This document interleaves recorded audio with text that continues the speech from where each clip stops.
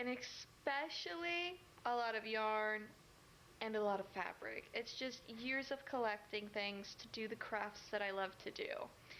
I'm trying to use all of the yarn that I can and fabric that I can for my business because I have so much yarn, especially, and I don't need all of that. Like, if I were to make a bunch of stuff out of it, I don't personally want all of it.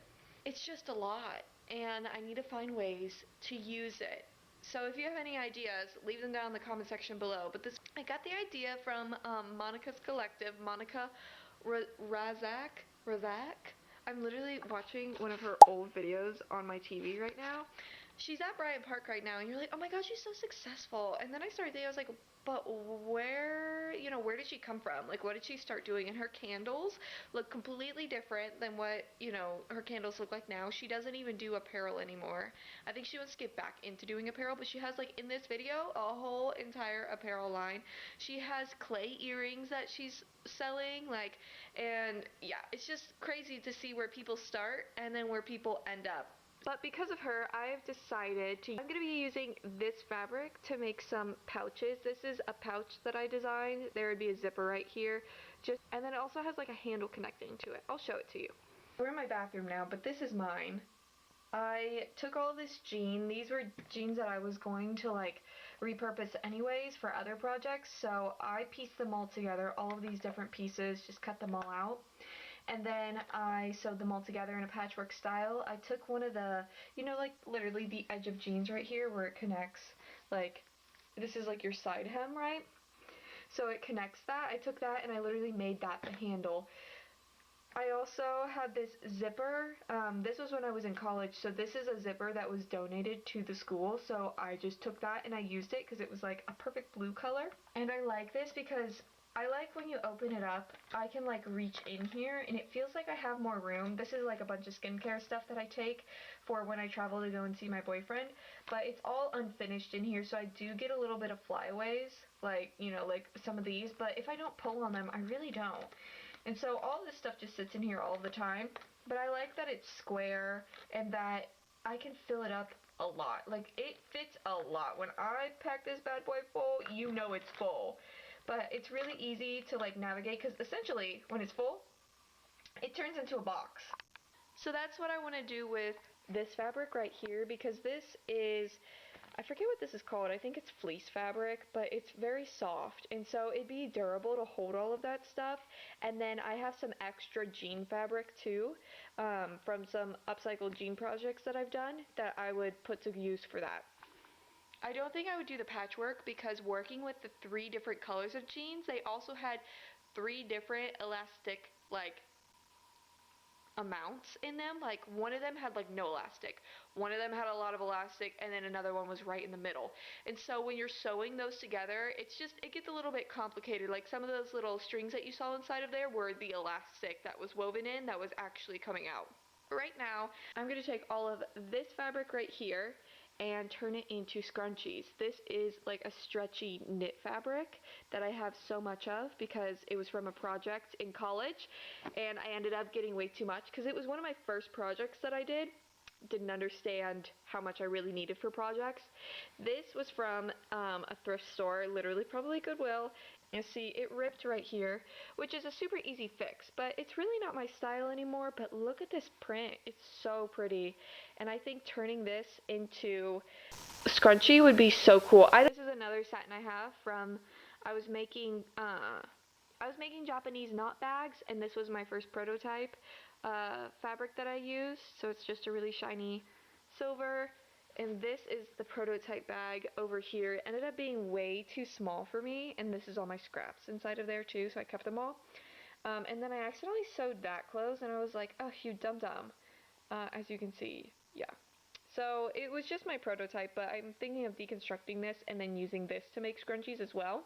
And then I have this from a project where I made a black ball gown for myself for, again, another project for school.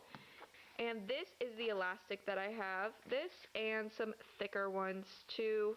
So we're going to try to use this all up. Because my main goal for 2025 is to get rid of as much stuff that I personally have stock-wise, you know, to make things, fabric and yarn-wise, as much as possible, because I really want to move out of doing crochet and doing anything really with yarn in my business, and so I need to use up that stuff for projects for myself, for projects for other people, or projects for my business. I just need to figure out something to do with it to reduce my pile, so that when I do want to purchase yarn, and that's when I'm purchasing yarn for myself, then I can actually purchase things that I'm going to directly use in a project, other than, oh, this looks cute, I like this color, or get such a big amount of something and not understand how much I really need. Because that's the other thing with yarn and fabric. I know how much yarn and fabric I need for things now. So without further ado, let's sew.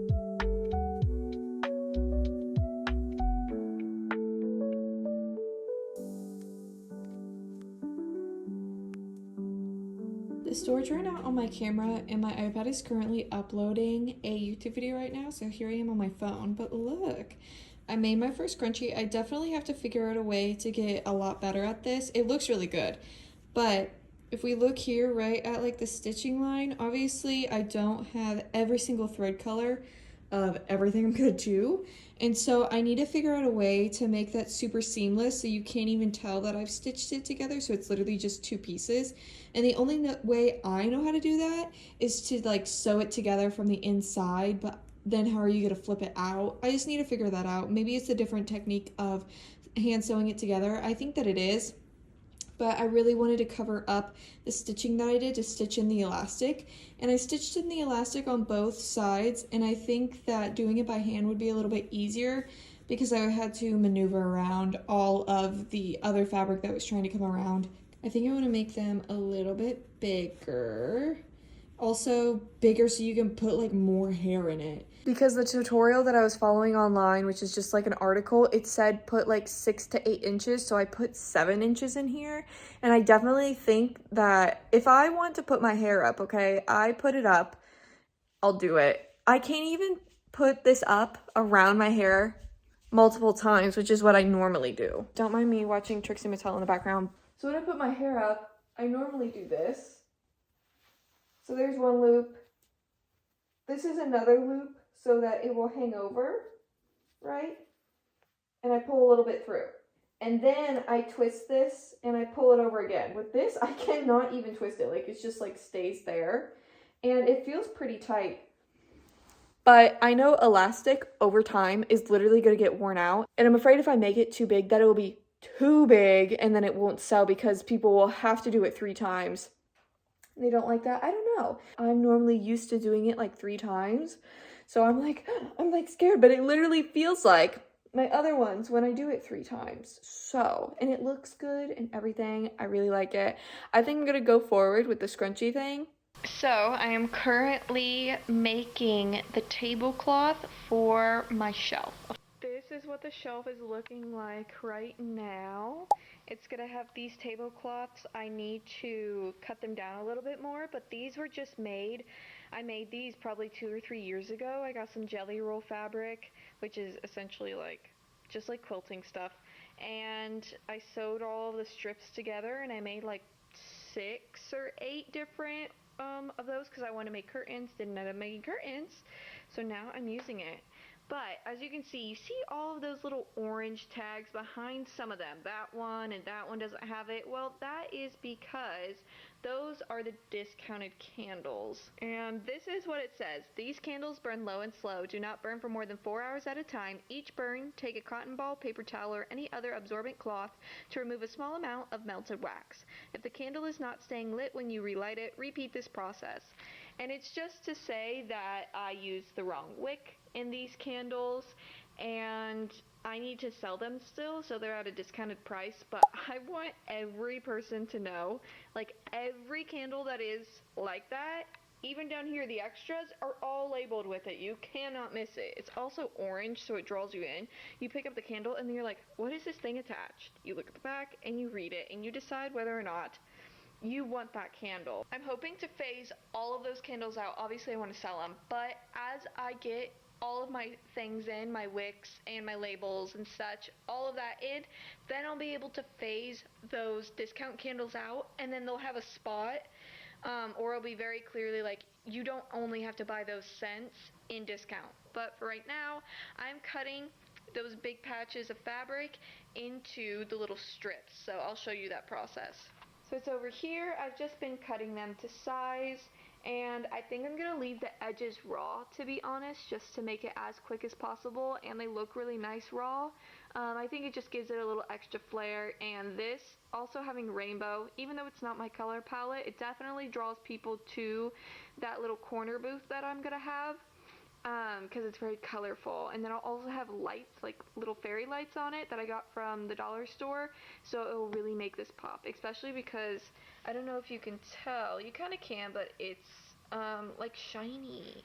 Look at that, doesn't that look cool? So I made these pouches, right? Well, I made the beginnings of pouches. I cut these all out. I think I even did this in a video, but I cut these all out, and I sewed on my Genesis logo, which now I have to take off all of these, but it is what it is. I sewed all these logos on, and I put this Heat Bond Ultra adhesive, okay? It says it's Ultra Hold, so it's no sew, so you iron it on. It's great for fabric, patches, denim, leather, suede, and appliques, okay? I wanted this because I wanted these pieces to be like really thick and durable. I iron all these down, right? And then I'm like, oh, this kind of sucks. Like, it's literally paper. Like, it's fucking paper. And I was like, oh, this kind of sucks. And so I just kind of held off on it because I was like, I don't even know if I want to go through with this now, because I don't want there to be like literal paper inside of my bags, and then when they go and wash it, it literally turns to pulp. Like, I was talking about this, and I was like, what if I peeled off the paper? Like, what if that's what I'm supposed to do? I'm gonna tell you right now that the answer is yes. That I am supposed to, even though it's really hard right now because it's catching onto a piece of, there we go. The answer is yes, I'm supposed to peel off the paper. So if you have the Heat Bond Ultra Hold, just know that you are supposed to peel off the paper. So the last thing I'll talk about is the two vendor shows that I am currently confirmed for. So it's through a event company called Shipshewana on the Road, which is a place here in Indiana. It's way up north, but it's Shipshewana, Indiana. They have like a big Amish community up there. But Shipshewana on the Road is just an event company that goes to Indiana, Illinois, and Michigan. And they just travel around through the springtime and through the fall time doing different trade shows. And so I've been confirmed for the one in Valparaiso in March, and then the one in Fort Wayne, Indiana for April. So you will see me at Shipshewana on the Road, and I will definitely have new candle scents out for that.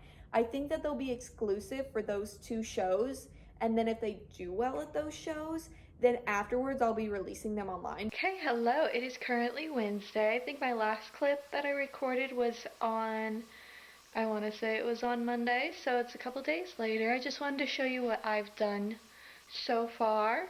I didn't record a lot because my camera, like, SD card was full, and then I just got really busy, especially on Tuesday, with setting up at the shop, and then I had a bunch of family things to do that day, so I got really busy and wasn't able to import all the video clips onto my iPad, which I edit everything on. So it is what it is, and I'm wearing headphones because I was just listening to an audiobook. If you have any audiobook suggestions or any book suggestions in general, you should definitely leave them down in the comment section below. I'm currently listening to Bram Stoker's Dracula. I think that's how you say the name. I've heard it so many times, but then when I try to pronounce it, I'm like, hmm?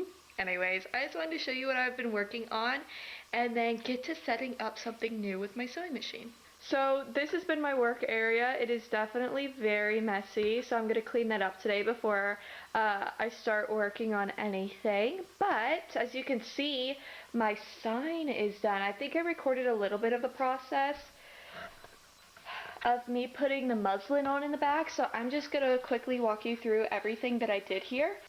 It is on an 11 by 14 canvas panel. I really like canvas panels because they're flat, and so you can put like sticky tack on the back here if you really wanted to, or you can just easily put command strips right here, and then it can stick flat to a wall.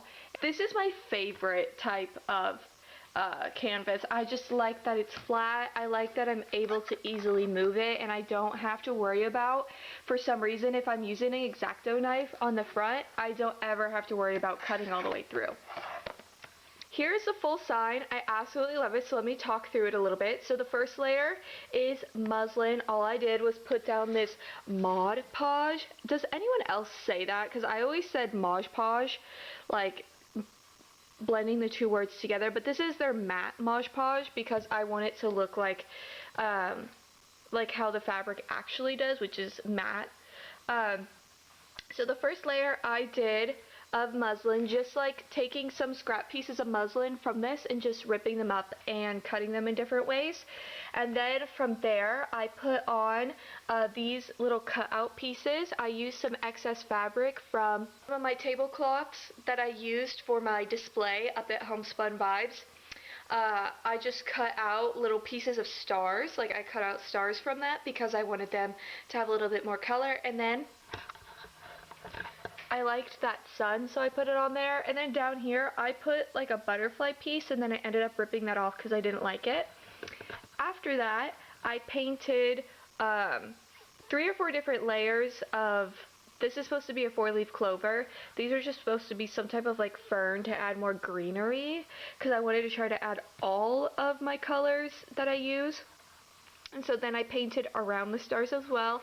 I let all of that dry, and I cut out this from jean fabric. I pasted these on with the Mod Podge, and then I took a Sharpie. I don't even know if you could tell, but I took a Sharpie around some of the edges to make it look a little bit darker so that the edges stand out a little bit more. And then I cut some pieces, some scrap pieces of this butterfly fabric that I'm using to make some coin pouches right here. And I took some of that, and then I cut some of the butterflies out. Like this one, I pasted together. This is it more up close. You could see, if my camera's not in the light, you could see that it's like 2 pieces right there. And then this one, which you can't see really much anymore, but you can see the line right there. It was 2 butterflies pasted together. This is the same butterfly. This is 2 different ones because I wanted some whole butterflies, because this was my only whole one, which I love that butterfly ended up being a whole one because I love how it looks on top of here. But after I pasted those on, I put on this pink glitter, which you can't really tell it's pink, but it is. It's some pink just glitter, and the glitter glue, not glitter glue, but the glitter paint, this is what it is.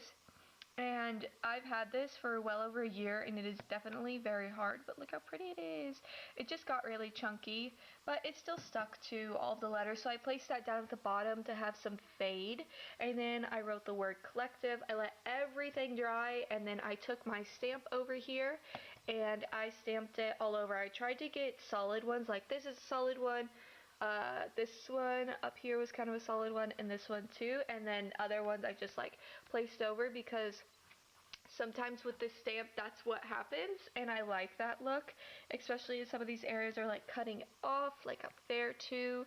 But yeah, this is all what it looks like. So I just did a bunch of different mixed media, I guess you could say, techniques, because I love fabric obviously, and I have a lot of it, and so I love to incorporate fabric into art like this. As I'm editing this video, I noticed two things. One, I am wearing this shirt for the past 3 days. Just know that this has been my like pajama shirt, okay? And I have not been changing my clothes. Don't get it twisted. I definitely been wearing this all day, but don't judge, okay? The second thing I noticed was that I kept mentioning homespun vibes, and I kept mentioning doing stuff like making the tablecloths for it and setting up the little table display, but I never fully talked about what it was. So homespun vibes is a consignment store in Wabash, Indiana, which is my hometown, and I'm currently selling my products up there. If you follow me on Instagram, you've definitely seen me post about it, but if you're only on YouTube and you only watch me here, you're like, what is going on? Like, what is she doing all this for? That is what I'm doing it for. So now I'm going to show you my new stuff that I got for my sewing machine. This is an embroidery foot for like just a regular sewing machine. I'll take it out of the bag. But I kept seeing this all over Instagram. People would get these embroidery foots to attach to their singers, specifically heavy duty singers, which is what I have. And they get these embroidery foots, and then they get embroidery stabilizer. This is a medium weight tearaway embroidery stabilizer. It is 10 by 25 yards, so 10 inches by 25 yards roll. This is what it looks like. I think all of this in total cost me about like 20 bucks. I think this cost me like $6, and this cost me around 13 to 14, and then shipping, a little bit of shipping on top of that. In a previous video, I talked about this, but I really want to do sleep masks, and as you can see on the back, when you just do it with the feeder dogs down, and you just sew over it, on the front looks fine, but then who wants to wear that on the back, or have that on like the inside of the sleep mask? So I wanted to find a way to essentially just do that really easily, and that's what I saw. So I'm really excited, because then that means I can work on this and also add embroidery to a lot of other things. Okay, so let's try to add this presser foot onto this other presser foot. Let's take this presser foot off and then try to add the other one on. Okay, so I got a screwdriver. It is a 1/8 Craftsman, if you wanted to know. Yeah, that definitely fits. Okay, lefty loosey, righty tighty. That thing fell right off. Okay, so this is like the base of everything that attaches with like normal presser feet. So let's sorry about those. Okay.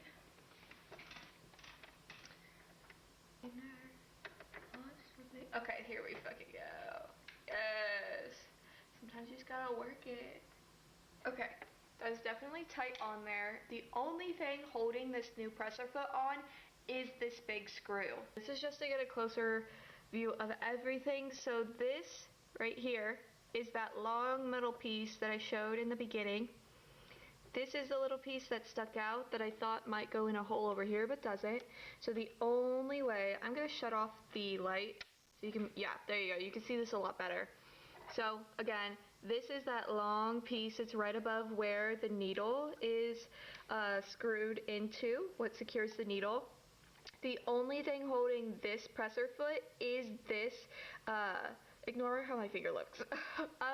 But the only thing holding this presser foot is this bolt over here that typically holds this whole thing into place, that then, you know, you can release the other presser feet back there. And it holds like a typical presser foot that you see on any sewing machine. And I do know that I need to put the feeder dogs down. So in the very back of this Singer machine, which I didn't know, is a lever where you can put the feeder dogs down. So right below the back of where the new presser foot is, that embroidery foot, it's right in the back of this machine. So this means that the feeder dogs are up, and if you push it over here, then that means the feeder dogs are down. I'm going to push it over, and then I'm going to show you what that does. So you do have to, after you place it back over to here, you do have to crank it up a little bit, and then the feeder dogs do go back in place. But I'll show you what the feeder dogs look like when they go down. This is what the feeder dogs look like normally, and now I'm going to press the lever. And they physically go down. You cannot see them. They're not above the threshold anymore. And this is how you use a Singer heavy-duty sewing machine. I specifically have the model HD6380M. That is how you put this machine into embroidery mode. And so when you do embroidery on this machine, you do need to switch this dial from a regular stitch to a zigzag stitch. And then the length also needs to be, I think it needs to be pretty long, and then your tension needs to be at like a 3, like a regular tension. And obviously play around with this to what you like, but actually the length might need to be a little bit smaller because it does need to be so close together.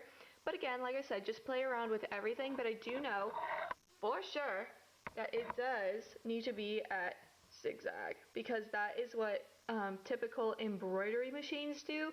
So this is my God is a Woman sweatshirt, obviously Ariana Grande, but this is embroidered right here. So as you can see, it is embroidered, and if you look really closely, you can see the really close together zigzag pattern. And on the back of this, where it's embroidered, it does have a weight stabilizer on here.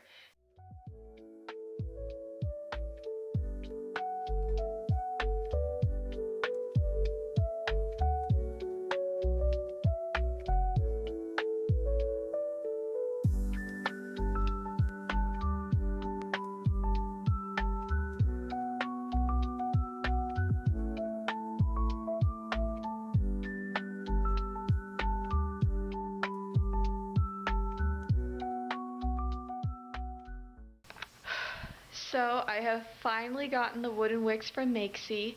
I ordered about 5 other items from them that I never received.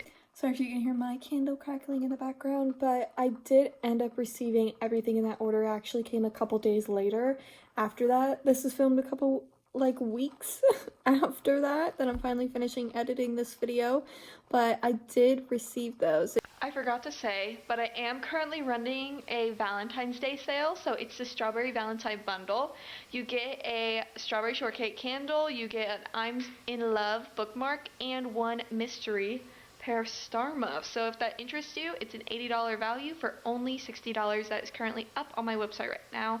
I only have a limited amount of those because I only have a limited amount of candles in stock and star muffs, so get them while they're hot. I just want to say thank you all for being here. Thank you for watching me create and craft, and I really hope that you all have a wonderful day and that you enjoyed the video. And if you did enjoy the video, then you should definitely subscribe down below, leave a comment suggesting anything I should do differently, just suggesting any books or anything like that as well. New techniques to make things, anything, literally anything. And leave a like, or I guess a dislike if you didn't like the video. It just lets me know, you know, what kind of videos that I should be making for my audience. So thank you all for being here. I really appreciate it. Bye. See you next time.